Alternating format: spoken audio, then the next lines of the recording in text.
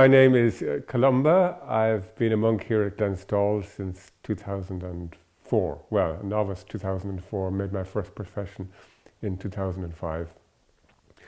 I was born in London in 1961, and then when I was about 3 years, 2.5, my parents moved back to Ireland, where I grew up in Dublin, educated by the Jesuits in Gonzaga College after my primary school. In terms of my faith journey, my vocation story, I think one of the most significant moments actually was when I was 7 years old. I was quite sick at the time. I had bad tonsillitis and I missed a lot of school. And it was the year of making First Holy Communion.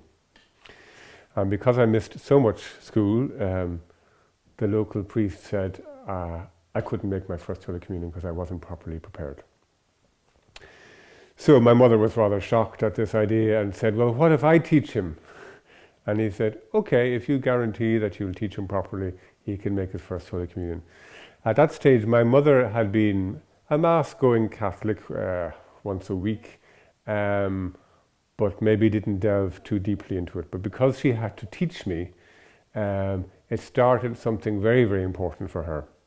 And she started going to daily Mass, and she got a spiritual director for herself. And so her faith life took quite a turn at that point. And so I suppose that kind of teaching that she began with me continued on even after I'd made my First Holy Communion. So that was a major, I think, aspect of my coming to faith. And I think it just shows you how something like sickness in God's hands can do interesting things. So yes, and I would have been, I would have at certain points gone to daily Mass with her, for example, and then going to Gonzaga, there was daily Mass before school. I used to serve Mass, etc., etc. And I suppose as a boy growing up, as a young teenager, the idea of becoming a priest was there. I admired the priests I saw among the Jesuits and also in my parish. Now, is that a vocation at that stage? Maybe yes, maybe no. I also, I wanted to be a train driver because I loved trains. Children see various adult occupations and they say, I'd love to do that. So I'd say there was a bit of that, but maybe that's how God works. Grace builds on nature. Another aspect of my life, I suppose, that began, and it was also, I think, connected with church also, was music. I was exposed to a lot of music as a boy. I had a keen interest in music, but for me it was music in the church that really kind of moved me.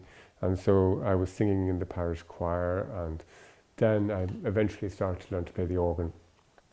So then after school I did a degree in music in college. The question of priesthood was always there in the background, so finally I took the plunge after college and I trained for the priesthood for the Dublin diocese, and I was ordained in 1988. Where does monasticism come into all of that is, I suppose, the other question. I think the first time was when I was about 3 years in seminary. I read The Cloud of Unknowing. And it was the first time that very clearly the fact that there are very different kind of callings in terms of leaning towards a more contemplative or more active life. Sometimes I think that distinction can be a little bit artificial. Life here in the monastery is very active, and yet I think it can be very contemplative at the same time. I suppose my choice towards priesthood and diocesan priesthood was based on what I knew of the people that I looked up to in terms of Christian faith and the desire to dedicate my life to God in some way. So it was, yes, halfway through seminary, the first thought just crossed my mind every now and then. Yes, maybe there are other lifestyles of dedication to God. I suppose my knowledge of monasticism was very limited. I mean, I knew there were monasteries, but I'd never been to Glenstal, for example. I'd never really been in I'd never been in a male monastery. So I came. My first contact with Glenstal then was on my pre-diaconate retreat. My whole class were brought here, and I must say there was something I liked what I saw. But it wasn't enough to make me really think, I wonder, do I have a monastic vocation? So I was ordained deacon. The following year, my ordination class went to Mount Melleray, Cistercian Abbey, for our retreat. And the living of monastic life there actually struck a chord in me, and I felt a pull towards that. And that really unsettled me, because this was about a week before my ordination for the Dublin diocese.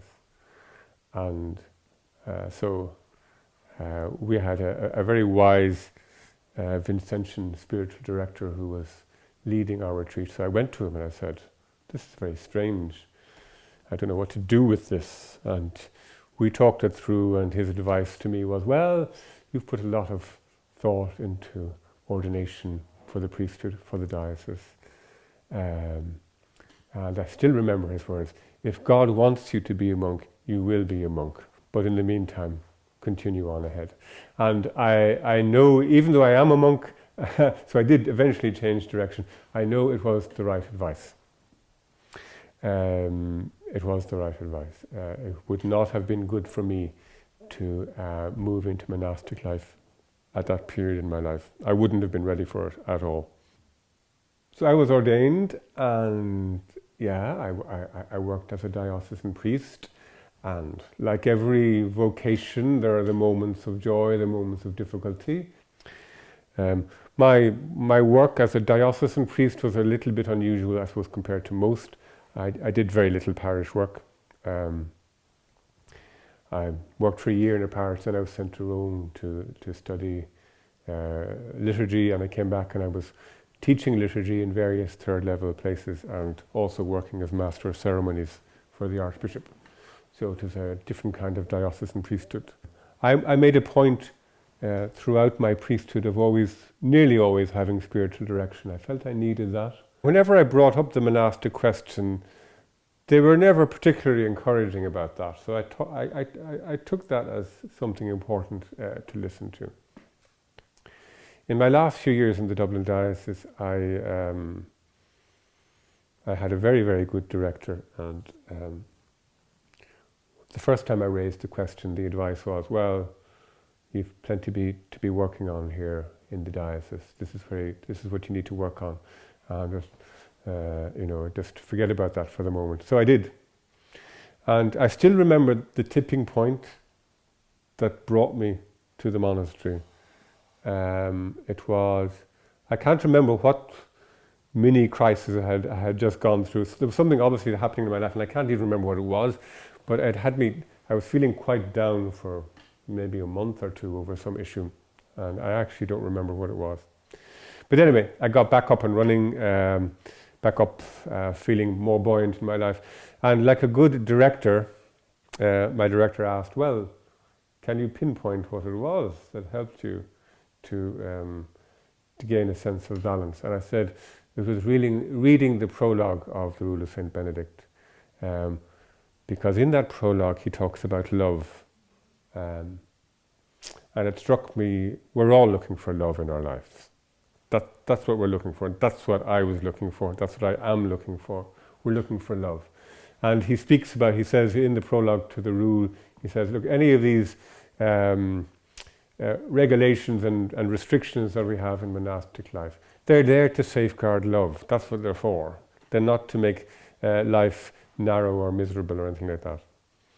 And then, of course, there's this famous line towards the end of the prologue of the rule where he speaks from his own deep spiritual experience. He talks about the unspeakable sweetness of love that happens, that's experienced by the monk. as he begins to expand, as his heart expands. So I was very struck by that love is what it's about in life, and that even a rule which seems to restrict actually could be there to help people discover love. So when I said that, my director said, I think you need to look at monastic life. Have a look at it. And I remember a kind of a surprise and a joy beginning to kind of build up inside me, which really has never left me. And that's how the journey started. And I can honestly say that each year is better than the previous.